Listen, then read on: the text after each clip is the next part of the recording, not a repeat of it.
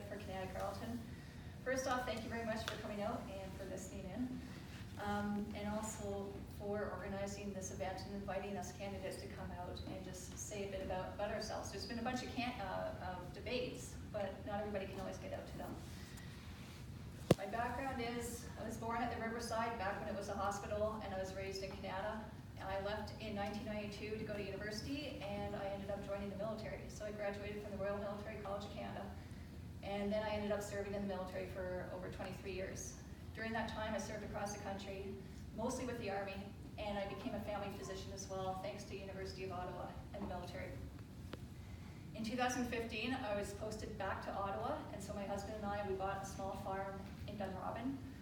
And in 2018, I voluntarily released from the military so that I could open up a solo medical practice here in Canada. So now that makes me a physician, a leader, a veteran, small business owner, and I own a small farm. So anyways, and why am I running? I didn't think I was going to be doing this. I semi-retired in 2018 to do medicine and to read a lot of books. But then the IPCC report came out on climate change in October of last year, so 1 year ago. And I was really concerned, but I thought I'll just wait and see what Parliament does. I expected to see a significant change in direction and for the government to prioritize appropriately that we start addressing climate change effectively.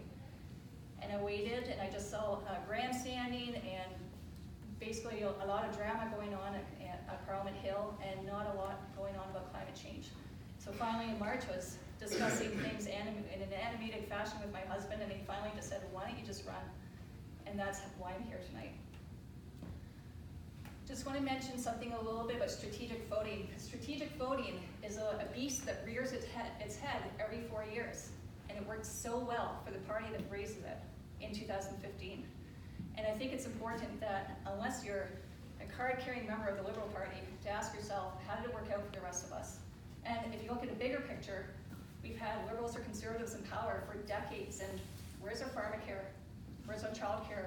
Where's our free post-secondary education? Corporate tax rates, they used to be in 28, 29% at the end of the 90s. They've been enjoying a good go since the early 2000s at 15%. And then I'm talking large corporations, not the small business tax rate. Under the Green Plan, it doesn't change at all, which is great because I'm a small business owner, as are many people in our community.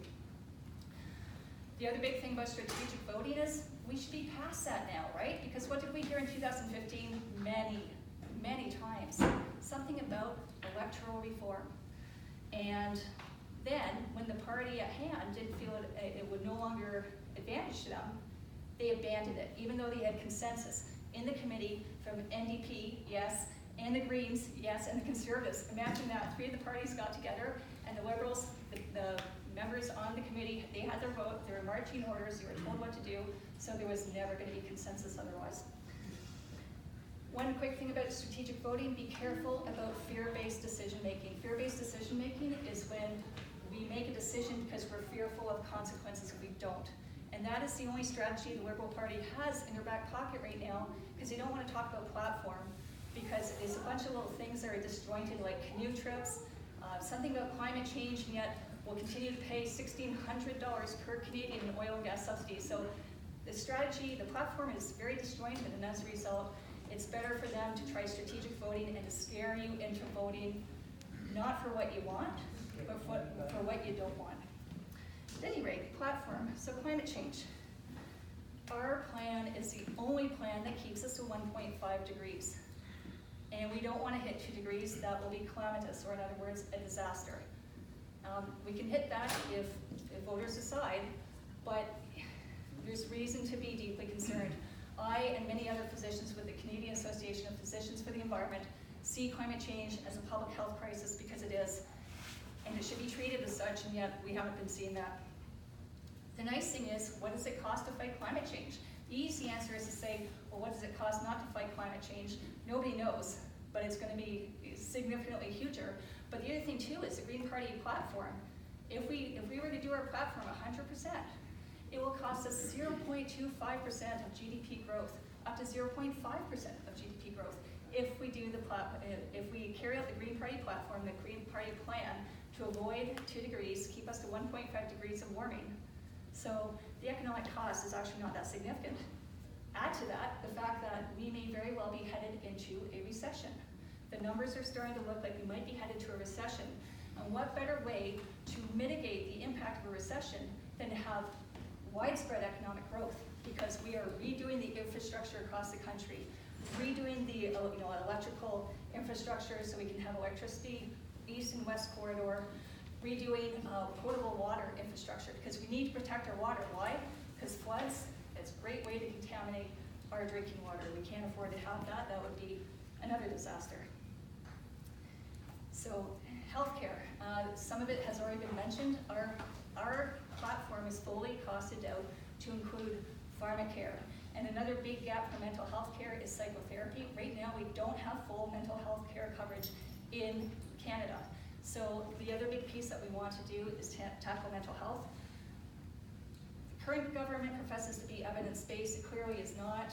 If the solution doesn't work for them, we actually want to decriminalize all drugs. That may sound scary, but look at how it's working for us right now. When we have drugs which are illegal, we don't have sufficient money for treatment centers because all the resources are going towards policing, and it's a disease, it's not a crime. And many families across the country have lost people or are spared about the impacts of drug use.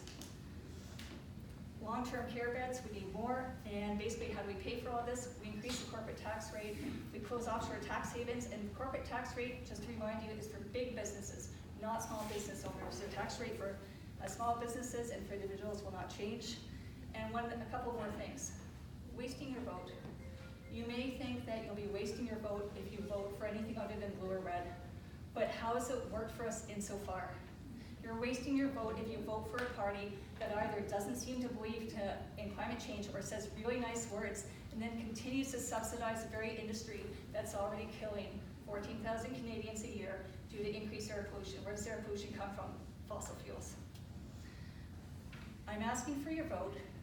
I'm highly ethical, I have an incredible work ethic. I've dedicated my life in service to this country, and I want to continue to do so as an MP. And the nice thing is, if you do not like what you see, 4 years or less, it's a minority government, you can vote me out. But I do ask for you to give me a chance to take a crack at this and work so that we can all have a better tomorrow and a better, less anxiety-provoking future. Thank you very much.